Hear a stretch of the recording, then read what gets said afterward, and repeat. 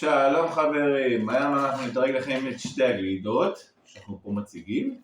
אחד זה מקרון בטעם וניל קרמל מלוח, והשני זה מוצ'י פיסטוק.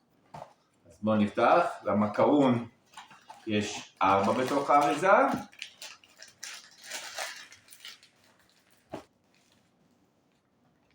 ככה זה נראה.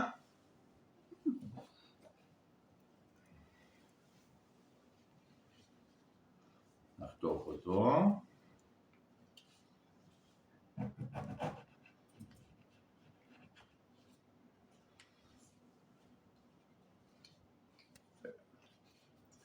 בואו תראו, תראה להם בפנים מה יש בפנים. יפה. עכשיו אחד אני איתם ואחד יהיה איתם, ואנחנו נדרג אותו מ-1 עד 10. לחיים.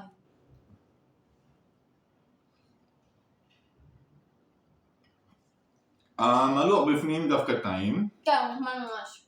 הגבינה גם קצת נחמדה בפנים, שמנת, צריכה לו גבינה. השכבה פה קצת עבה. ולא, הייתי מגירה כזאת. 8. 8? אני חושבת 6, כי פחות אהבתי את העוגיה. בסדר. המוצ'י זה פיסטוק. יש בפנים 6 יחידות. אז אנחנו ניקח אחד.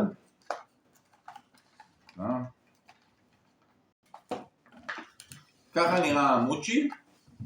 עכשיו אני אחתוך אותו.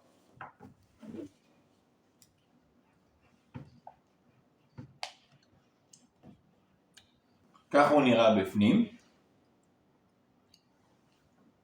יפה. לחיים.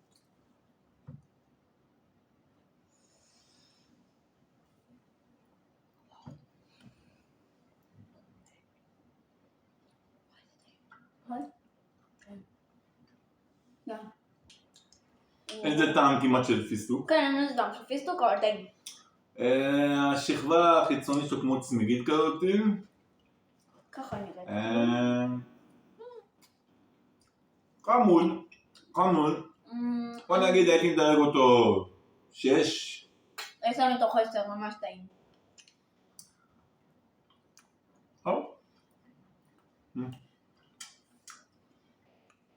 לעוד מעקב של סרטונים שהן טעימות, תעקבו אחרינו.